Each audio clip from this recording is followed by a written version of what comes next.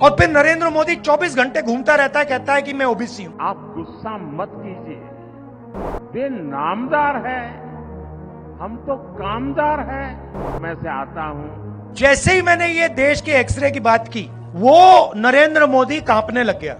गरीबी से निकला हूं, अगर 5-50 गालियां पड़ जाएगी तो पड़ जाएगी। नमस्कार, मैं राणा यशवंत इन खबर के डिजिटल प्लेटफॉर्म पर आपका स्वागत करता हूं। हिंदुस्तान दुनिया का सबसे बड़ा लोकतंत्र है और आबादी के लिहाज से भी दुनिया का सबसे बड़ा देश हो चुका है। लेकिन यह देश अपने नेताओं के चलते कहां आकर के खड़ा है, इस पर यहाँ के अवाम को सोचना ज़रूर चाहिए।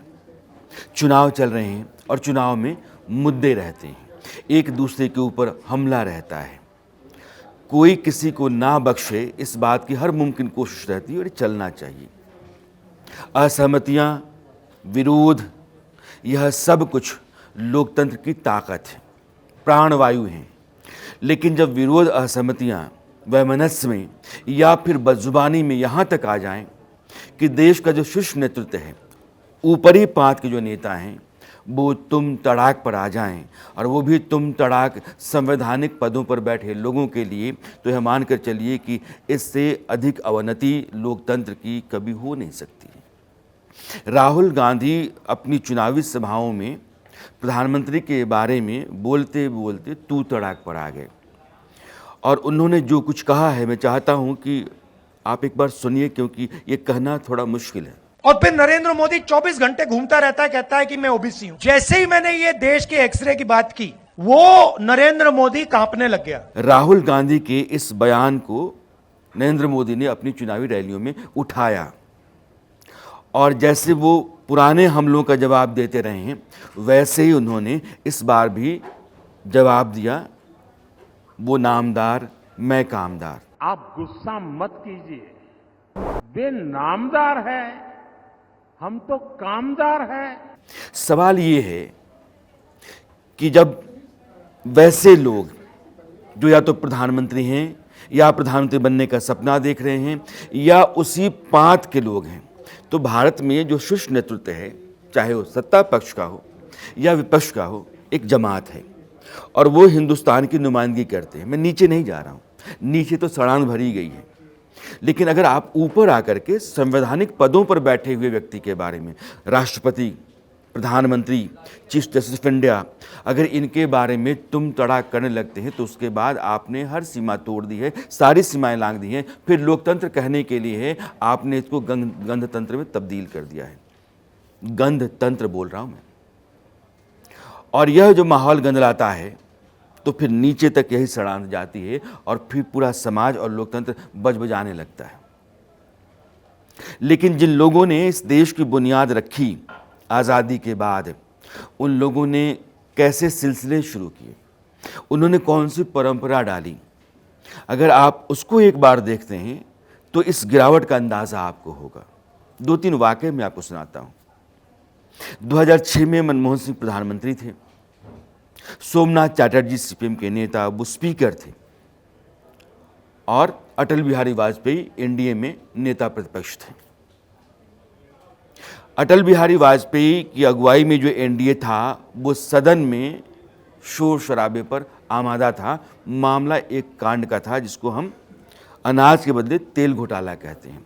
वोल्कर रिपोर्ट आई थी, वोल्कर रिपोर्ट में सरकार फंस गई थी और नटवर सिंह जो विदेश मंत्री थे, उनके ऊपर संगीन सवाल था और आखिरकार नटवर सिंह को इस्तीफा देना पड़ा।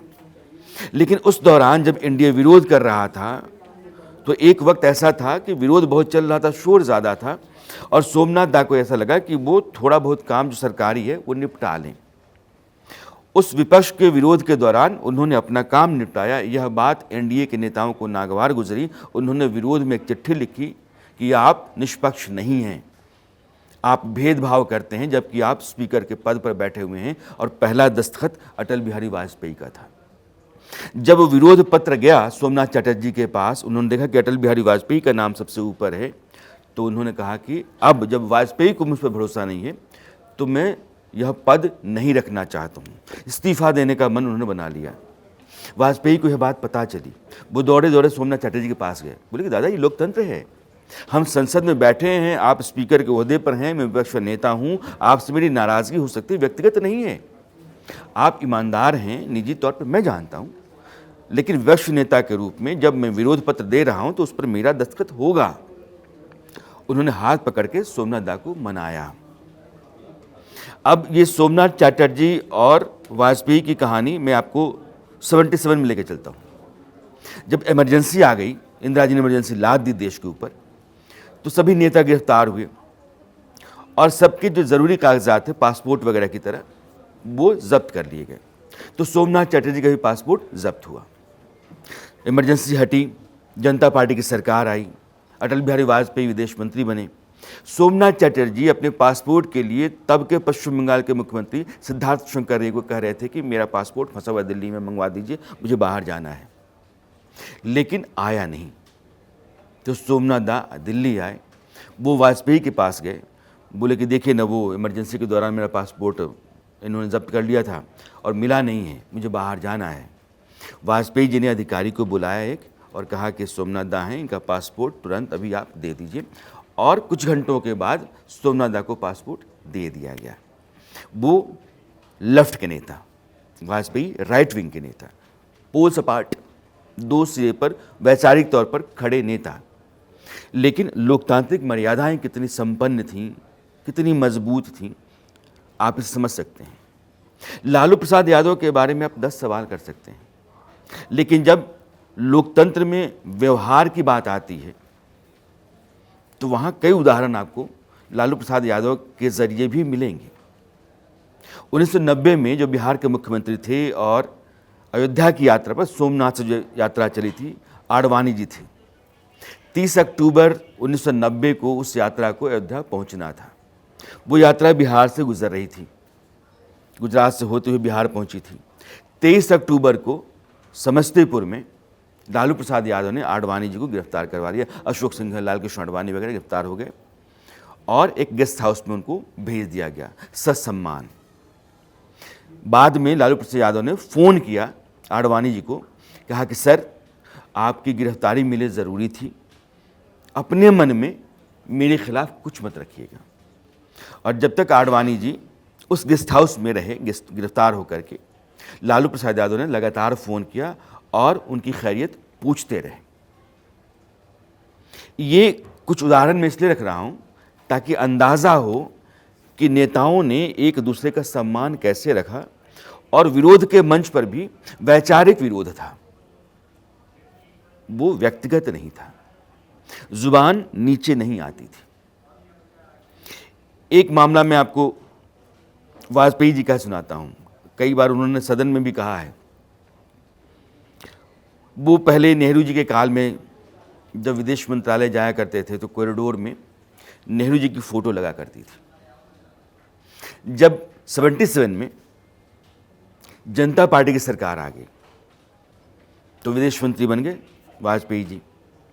जब वो चैम्बर में जा रहे थे तो उस गलियारे से होकर गुजरते समय उन्होंने देखा कि नेहरू की फ़ोटो वहाँ नहीं है जहाँ हुआ करती थी। तो उन्होंने अधिकारियों को बुलाया, कहा कि ये नेहरू जी की फ़ोटो कहाँ चली गई?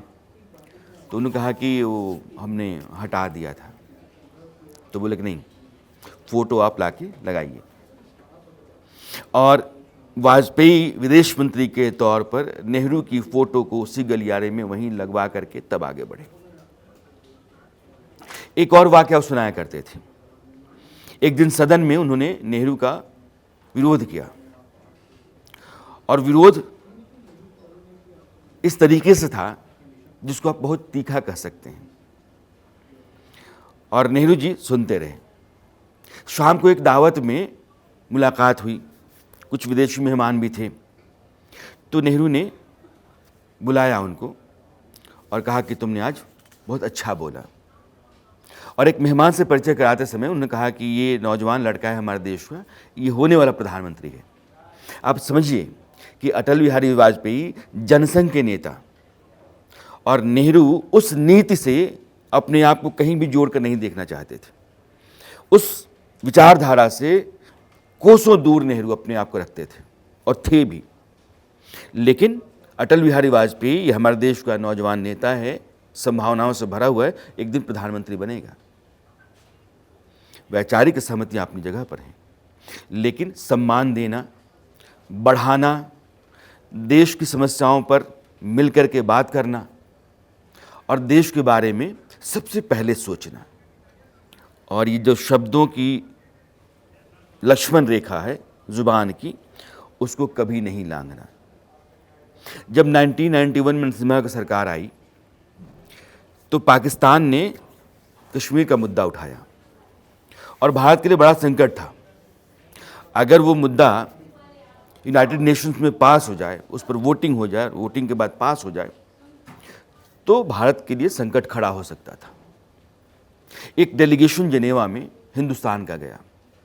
उस डेलीगेशन में सरकार का प्रतिनिधिमंडल तो था ही, लेकिन उसका अगुवा अटल बिहारी वाजपेयी थे। नेता प्रतिपक्ष, विपक्ष का नेता भारत के प्रतिनिधिमंडल की अगुवाई कर रहा था, और उस डेलीगेशन ने हिंदुस्तान के लिए जीत हासिल की। वैसे देश जो पाकिस्तान के साथ खड़ा हो सकते थे, उन्होंने आखिरी वक्त में अपने कदम पीछे खींचे, जैसे ईरान, चीन, और पूरा का पूरा प्रस्ताव जो पाकिस्तान का था वो गिर गया और हिंदुस्तान जीत करके वहाँ से आया। वो जीत वाजपेयी की अगुवाई में थी, लेकिन भारत की थी। वो भारत सरकार ने जो डेलीगेशन भेजा था अपने नेता विपक्ष के साथ, वो हिंदुस्तान का डेलीगेशन था। और यह समझ, सूझबूझ, मर्यादा, एक दूसरे के प्रति सम्मान, एक दूसरे के खिलाफ देने वाले बयानों के दौरान भी शब्दों की जो मर्यादा है उसका बाकायदा ख्याल, यह सब कुछ कहीं छींचता गया, टूटता गया, ख़त्म होता गया, और आज की तारीख में विपक्ष का सबसे बड़ा नेता प्रधानमंत्री के लिए तू तड़ाक करता है। अब हम यहाँ आकर खड़ा हो गए हैं। इसमें समय के नेताओं को नहीं सोचना है, आज के हिंदुस्तान को सोचना है, यहाँ के नागरिक को सोचना है, उस हर मतदाता को सोचना है जिसके पास इस लोकतंत्र को स्वस्थ रखने और जिंदा रखने का अधिकार है।